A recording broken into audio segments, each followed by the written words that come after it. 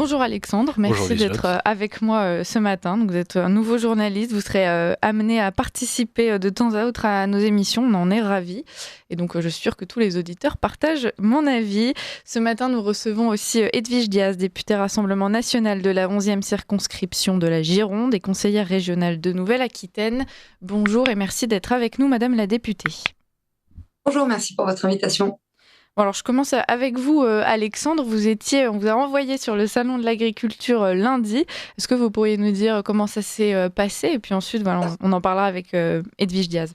Alors moi, pour information, j'y étais il y a un an et j'avais couvert une entrée dans le salon assez mouvementée parce que on se rappelle, c'était juste après les manifestations agricoles l'année dernière, donc énormément de tensions, énormément de complications au niveau de l'organisation, etc.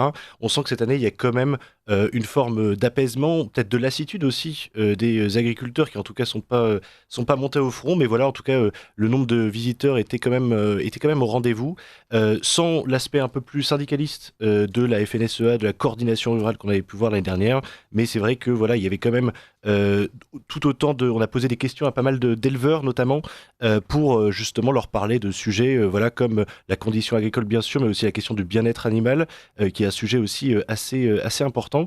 Et je pense que effectivement voilà, ils ont été assez disposés à répondre à nos questions au point qu'on a même eu un stand de cochon, hein, de la pub pour Radio Courtoisie. Voilà, un gentil éleveur qui a pris son micro et qui a dit suivez Radio Courtoisie. Donc je pense qu'il avait bien raison. Eh ben, on le remercie. En plus, ici, on est vraiment, je pense, amateurs Bonne chère. de bonne chair. Donc, forcément, un éleveur de cochons, on apprécie. Bah, merci, Alexandre, d'avoir passé cette publicité pour nous au Salon de l'Agriculture. Edwige Diaz, Alexandre s'interroge, il se demande si c'est de la lassitude ou bien de l'apaisement qu'on a ressenti au début de ce fameux salon. C'est vrai que tout le monde s'attendait à peut-être une forme de révolution. Il ne s'est rien passé. C'était plutôt calme et assez confortable, même pour Emmanuel Macron qui y est passé.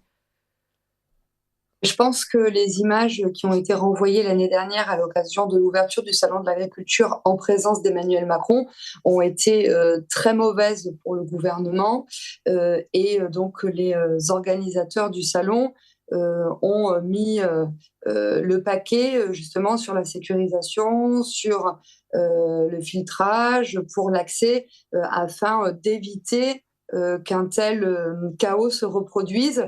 Je pense que c'est tant mieux pour les agriculteurs qui n'ont pas envie, à l'occasion du salon de l'agriculture, d'être pris en otage, mais ça ne veut pas pour autant dire que la colère agricole s'est apaisée, et de toute façon, elle n'a aucune raison d'être apaisée. C'est-à-dire les revendications des agriculteurs, les revendications légitimes de l'année dernière des agriculteurs ont toujours lieu d'être aujourd'hui, c'est-à-dire qu'il n'y a aucune mesure significative qui a été apportée par le gouvernement à destination des agriculteurs qui réclament toujours les mêmes choses, c'est-à-dire la fin de l'ivresse normative, un prix rémunérateur, arrêter d'être taxés de pollueurs, et qui veulent tout simplement vivre dignement de leur travail. Hmm. Oui, alors effectivement, nous, c'est ce que on comprenait en tout cas de ce que vous disiez, mais en fait, on a l'impression que, comme vous le dites, les mêmes problèmes se posent aussi un an plus tard. Il y a toujours cette grande question qui reste finalement très complexe, qui est celle de comment rémunérer les agriculteurs finalement. Est-ce que c'est plutôt avec les produits ou est-ce que c'est plutôt avec des idées de subventions? Et effectivement, l'agriculture aujourd'hui, c'est 400 000 emplois. C'est certes une fierté de la France, mais ça reste un domaine qui est coûteux pour l'État, pour l'Union européenne. Concrètement, est-ce que on est destiné à toujours subventionner l'agriculture ou est-ce qu'il y a d'autres méthodes finalement pour mieux rémunérer les agriculteurs qui existent aujourd'hui? Que propose le RN dans ce sens-là?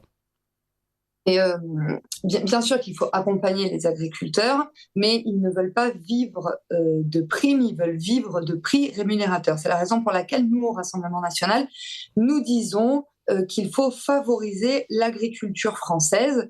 Ça passera par l'instauration d'une grande loi Mangeons français, telle que l'a proposé Jordan Bardella, parce qu'en fait, ce que l'on doit savoir, c'est que les produits agricoles que nous consommons en France sont largement importés. Vous voyez, la semaine dernière, j'étais dans ma circonscription, dans une commune qui s'appelle La Pouillade, et je rencontrais un éleveur de poulets qui me disait que un poulet sur deux en France était d'origine importée, alors que nous imposons à nos éleveurs de poulets français des normes drastiques, un coût de production qui est très élevé et finalement, cela affaiblit la compétitivité de nos agriculteurs. Donc, par une grande loi Mangeons français, nous pourrons favoriser l'agriculture française. Je pense aussi qu'il faut lutter contre la fraude aux importations, la fraude à l'étiquetage aussi, parce que beaucoup de Français se font avoir parce qu'ils voient sur un emballage un drapeau français alors que la production n'est pas française. Et il faut aussi préserver les agriculteurs de la multiplication des traités de libre-échange. Et là, je pense bien évidemment au traité du Mercosur. Le week-end dernier, tout le Rassemblement national était en campagne pour dénoncer les effets délétères du Mercosur sur l'agriculture, qui va faciliter l'importation de davantage de produits arrivant de l'Amérique du Sud. Et donc là, évidemment, il y a un problème de distorsion de concurrence parce que le coût de production du bétail au Brésil n'est évidemment pas le même que le coût de production d'une vache limousine, pour vous parler de ma région, la Nouvelle-Aquitaine. Quand vous parlez de ces normes qui étouffent les agriculteurs, Edwige Diaz, est-ce qu'il faudrait les simplifier, ces normes ? Est-ce qu'on ne courrait pas le risque d'avoir des bêtes élevées dans de moins bonnes qualités et ensuite, Alexandre pourra nous en dire quelques mots aussi, puisque c'est le genre de sujet, de thème qu'il a abordé avec les éleveurs sur place au Salon de l'Agriculture. Moi, je fais confiance aux agriculteurs français. Il n'y a pas de risque massif en France d'une agriculture extensive qui ne respecterait pas le bien-être animal. S'il y a des exploitations qui se comportent mal, eh bien là, il y a tout un mécanisme de contrôle qui est là pour éviter que ça se produise et qui est là pour sanctionner si jamais ça se produit. Mais le problème, c'est que si on impose toujours davantage de normes à nos agriculteurs, qu'est-ce qui va se produire ? Il va y avoir une aggravation des fermetures d'exploitations agricoles. Je vais vous donner des chiffres. En 2000, il y avait en France un peu plus de 660 000 exploitations agricoles et en 2020, il n'en reste plus que 390 000. Donc, s'il y a une baisse du nombre d'exploitations agricoles, il y aura une baisse de la production et donc cela va porter atteinte à notre souveraineté alimentaire et on sera obligé d'importer davantage de produits et c'est précisément là qu'il y a un risque de déforestation, d'absence de respect du bien-être animal et finalement c'est un cercle vicieux qui se mettra en œuvre. Donc c'est pour ça que nous, au Rassemblement national, nous sommes extrêmement favorables au soutien des agriculteurs et notamment au soutien à l'installation des jeunes agriculteurs. Nous avions proposé une mesure avec Marine Le Pen, c'est que dans le cadre de la transmission d'une exploitation, eh bien, les droits de succession doivent être exonérés dès lors que le repreneur s'engage à conserver l'exploitation pendant 10 ans. Et alors, je ne sais pas si on peut. On a fait quelques interviews au salon hier, et il y en a une que je voudrais vous faire écouter sur ce que vous disiez par rapport à la question de la qualité au tout début, Edwige Diaz. C'est un agriculteur voilà, qui est, lui, éleveur porcin dans votre région d'ailleurs, qui vient, il me semble, des Pyrénées-Occidentales. Et voilà, si on pouvait l'écouter. Moi, j'ai commencé par de l'élevage conventionnel et je suis venu au quintois en 2012. La qualité de la viande est déjà la couleur. Le conventionnel, il est rose pâle. Le quintois, je vais parler du mien, pas des autres, mais le quintois, la viande est rouge. On la confondrait presque avec du bœuf. Les gros élevages ne font pas forcément de la merde. Ils font peut-être des bons produits. Après, leur marge est restreinte parce que les marques distributeurs tirent vers le bas. Mais si ces gens-là avaient payé plus convenablement les éleveurs, et peut-être il n'y aurait pas besoin de marque repère. Après, comment faire changer une famille qui a 3 enfants, qui gagne le SMIC, ils ne peuvent pas s'acheter de la viande à 15 € du kilo tous les jours. Enfin, ça peut être un choix de vie. Ils ne vont peut-être pas acheter le dernier iPhone à 900 €. Ils vont peut-être s'acheter du quintois. Du quintois, oui, à 15 € du kilo. Ils vont peut-être privilégier la santé avant l'high-tech. Mais c'est un choix de vie. C'est compliqué. Alors, le quintoa, c'est la race de la vache qui est élevée. Concrètement, ce qui est mis en cause aussi ici, c'est responsabilité aussi du consommateur. C'est-à-dire que vous parliez de justement la qualité de la viande. Lui, il produit de la viande qui est AOP. Il y a aussi la question de la viande bio qui, comme la viande AOP d'ailleurs, sont consommées à environ 95-98% en France pour ce qui est du bœuf. Donc c'est-à-dire que c'est des produits qui sont très consommés par les Français. Concrètement, comment on fait changer aussi la question de la consommation? Parce que comment on incite finalement à aller acheter plutôt voilà, de la viande de qualité qui est élevée par un petit producteur plutôt que de l'élevage ou comme vous dites de la viande qui vient de l'export finalement, qui vient du Brésil, qui vient de l'Union européenne. Oui, j'ai évoqué tout à l'heure la question de l'information du consommateur via l'étiquetage. Voilà, un renforcement de la lutte contre la fraude à l'étiquetage pour que le consommateur qui a envie et qui a le pouvoir d'achat suffisant pour consommer français, qui puisse avoir une information claire.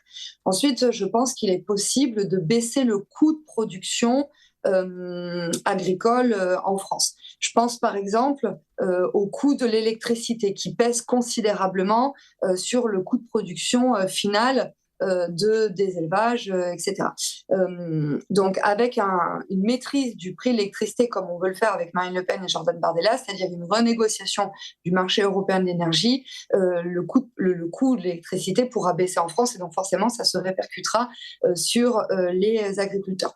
Ensuite, ainsi que l'a proposé Jordan Bardella, nous souhaitons mettre en pause le fameux Green Deal. Donc en fait, c'est vraiment une idéologie de la décroissance qui est imposée par toute la tendance écologiste et suivie par les républicains au Parlement européen, parce qu'en fait, si vous êtes dans une logique de décroissance, ben forcément, il y aura une surenchère des prix.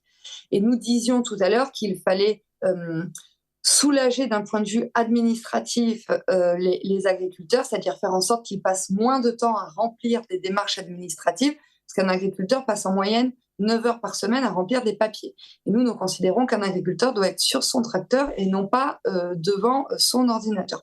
Donc en fait, avec toutes ces mesures mises bout à bout, déjà nous pourrons faire en sorte que la production agricole française revienne moins chère et donc que le consommateur puisse avoir accès à des produits de qualité tout en étant moins chers.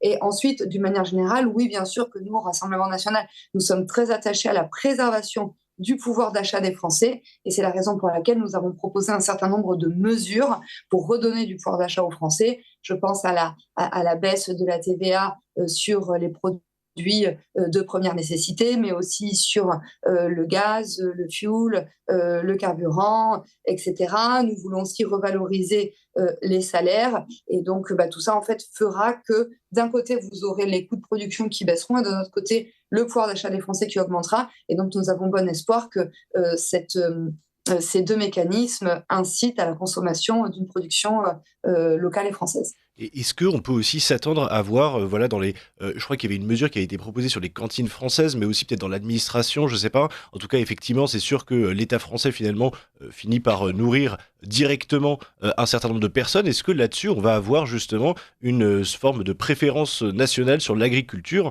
qui va être instaurée justement sur la question justement de la viande et des produits français? Mais nous, c'est ce que nous souhaitons. Jordan Bardella a proposé l'instauration d'une grande loi Mangeons français, mais ça passe aussi par un environnement qui doit évoluer. Moi, vous voyez, à l'Assemblée nationale, je suis régulièrement confrontée à des discours qui relèvent clairement de l'agribashing, c'est-à-dire du côté du nouveau Front populaire, avec une soumission absolue des macronistes. Il y a régulièrement la stigmatisation des agriculteurs français. Et l'année dernière, nous avons étudié une loi qui s'intitulait quelque chose comme Mieux manger. Et au sein de cette loi, il y a eu des amendements issus de la France insoumise et des écologistes pour diminuer la présence de viande dans les cantines françaises. Moi, je suis tout à fait respectueuse des gens qui ne veulent pas manger de viande. Par contre, qu'on empêche les Français de manger de la viande, notamment dans les cantines scolaires, ça me pose un problème parce que forcément, si vous arrêtez de proposer de la viande dans les cantines, eh bien, vous n'allez pas soutenir la production agricole française. Donc, moi, je voudrais vraiment dénoncer le double discours de ces députés qui, en ce moment, vont au Salon de l'agriculture, au chevet des agriculteurs, et qui, dès que le Salon de l'agriculture est terminé, s'empressent de tenir des propos stigmatisants à l'encontre des agriculteurs et surtout qui relèvent clairement de l'agribashing. Moi, je le dis au Rassemblement national, nous pouvons regarder les agriculteurs droit dans les yeux, nous les défendons dans nos circonscriptions, nous les défendons à l'Assemblée nationale et c'est certainement pour ça que nous avons reçu un très bon accueil au Salon de l'agriculture. J'y étais dimanche avec Jordan Bardella.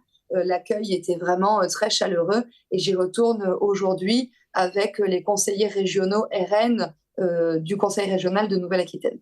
Et Edwige Diaz, quand vous nous parlez donc de toutes ces mesures, est-ce qu'il y a une dimension aussi écologique? Parce que dans l'imaginaire collectif, c'est quand même plutôt la gauche qui a tendance à défendre les thématiques écologiques. Aujourd'hui, est-ce que vous, au Rassemblement national, votre façon de concevoir l'écologie, elle inclut justement à ce plan-là le rôle des agriculteurs français? Oui, tout à fait. Déjà, je pense que ce qui incarne le mieux la préservation de l'environnement, c'est le concept de localisme développé par Marine Le Pen. C'est-à-dire, c'est une production locale et une consommation locale, ce qui évitera de la production agricole de voyager à grand renfort de cargos, d'avions, etc., et qui arrivent de l'autre bout du monde. Moi, je ne comprends pas comment les macronistes peuvent dire qu'ils sont écologiques alors qu'ils ne cessent de signer des traités de libre-échange avec la terre entière. Moi, un agneau, vous voyez, je suis en Gironde, on a l'excellent agneau de Pauillac qui est clairement mis en concurrence avec l'agneau de la Nouvelle-Zélande, c'est-à-dire une production qui arrive de l'autre bout du monde. Quant aux écologistes, au Nouveau Front Populaire, qui se revendiquent défenseurs de l'écologie, là, pareil, c'est de l'hypocrisie absolue. Ces gens sont adeptes du principe de la décroissance. Donc, si vous êtes dans la décroissance, vous ouvrez la porte à l'insuffisance de l'autonomie alimentaire et donc vous serez obligé, là aussi, d'importer des produits venus d'ailleurs. Donc, les traités de libre-échange ne sont pas écologistes, tout comme ne l'est pas non plus le principe de la décroissance agricole. Donc, ce qui est écologique, c'est la mesure que nous défendons avec Marine Le Pen et Jordan Bardella, c'est la mesure de localisme.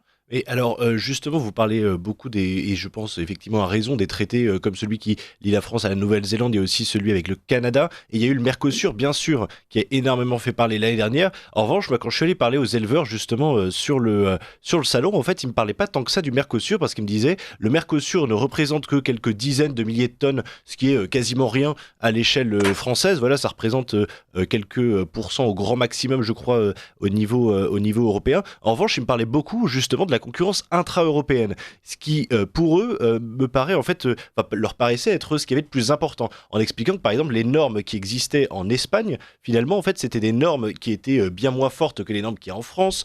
Idem pour évidemment il y a eu la question des poulets ukrainiens, mais l'Ukraine n'est pas dans l'Union européenne, donc la question se pose pas exactement de la même façon, mais c'est vrai qu'en tout cas il y a une concurrence intra-européenne, même sur la question des normes. On n'a pas ces clauses miroirs finalement comme on pouvait en parler avec la question du Mercosur. Concrètement, même au sein de l'Union européenne, comment on fait pour justement lutter contre cette concurrence entre des produits qui vont être moins chers, mais aussi de moins bonne qualité?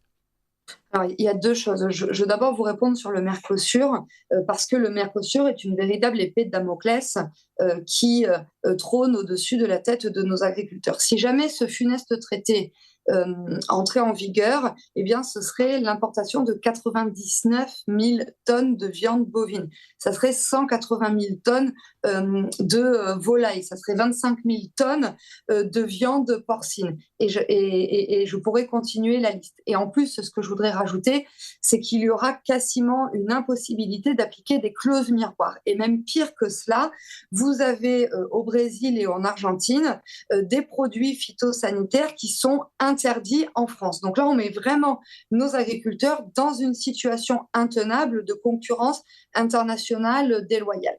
Ensuite, bien sûr, qu'il ne faut pas écarter la question de la concurrence au sein même de l'Union européenne.